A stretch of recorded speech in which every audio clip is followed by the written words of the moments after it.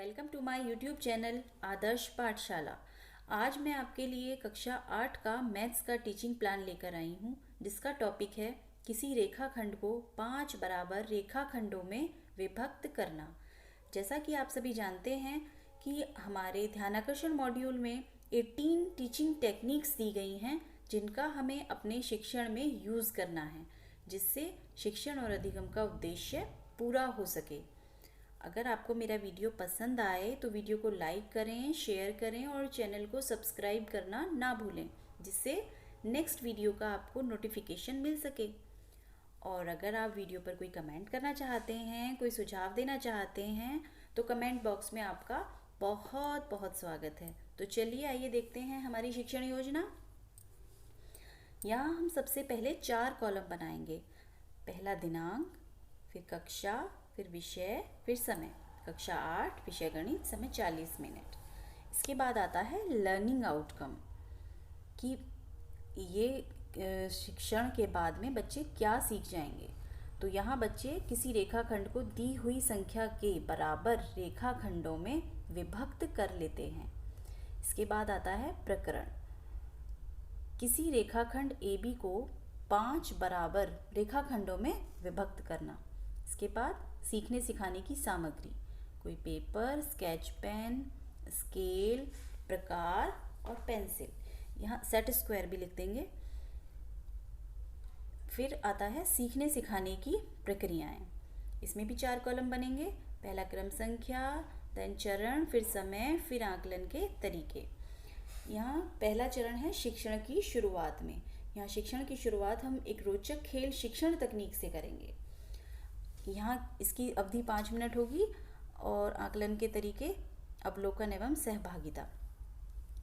तो इसमें शिक्षक शिक्षिका बच्चों को एक एक पेपर देते हैं और बॉटम से कुछ दूरी पर पेपर को फोल्ड करने को कहते हैं, जिससे एक यहाँ रेखा बन जाएगी और इस रेखा पर हम 2 बिंदु लेंगे, A और B। बच्चों से पूछेंगे कि इस AB दूरी को हम क्या कहते हैं, तो बच्चे बता देंगे कि इसे हम रेखाखंड कहते हैं। अब शिक्षक कहेंगे कि इस रेखाखंड AB को 4 बराबर भागों में बांटो। बच्चे फटाफट करके दिखा देंगे, क्योंकि बच्चे कक्षा 7 में बच्चे सीख चुके हैं।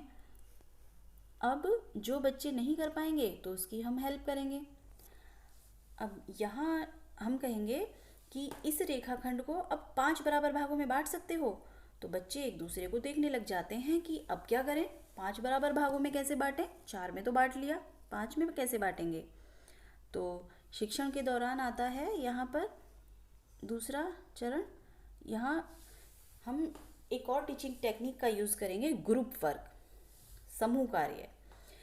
इस ग्रुप वर्क टीचिंग टेक्निक का हमें फ़ायदा ये मिलेगा कि बच्चों को एक दूसरे की मदद करने की यहाँ भावना बढ़ेगी और बच्चों की झिझक भी दूर होगी। तो समस्या हमारी क्या थी कि किसी रेखाखंड को 5 बराबर भागों में कैसे बांटें। अब शिक्षक शिक्षिका कहेंगे कि ये तो बहुत इजी है बच्चों, चलिए करते हैं।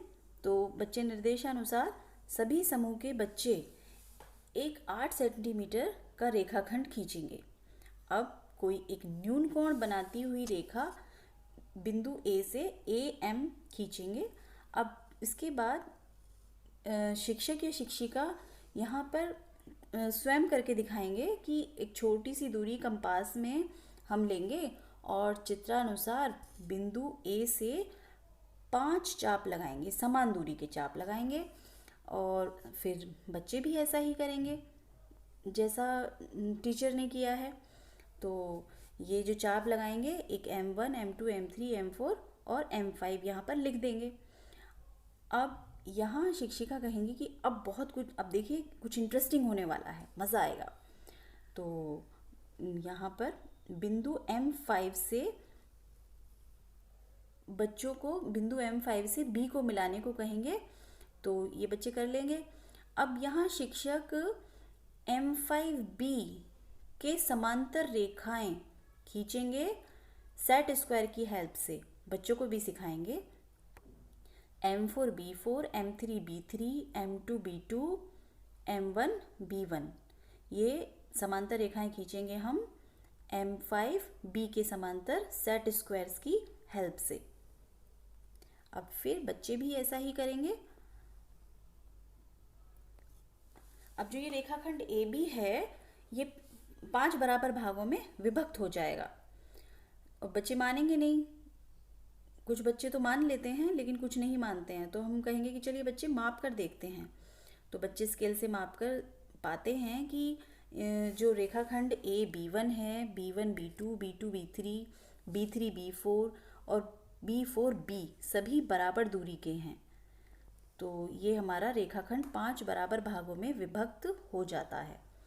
अब देन तीसरा चरण आता है शिक्षण के अंत में। यहाँ शिक्षण के अंत में हम बच्चों को अभ्यास के अवसर देना, शिक्षण तकनीक का प्रयोग करेंगे और सभी बच्चे इस गतिविधि में शामिल होंगे। जो हमने सीख लिया उसका अभ्यास करना तो बहुत ज़रूरी हो जाता है।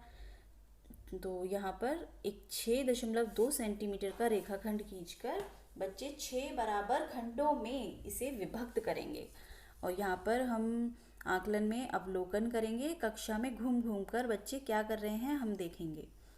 इसके बाद आता है गृह कार्य। गृह कार्य में यहाँ 2 क्वेश्चंस दिए हैं।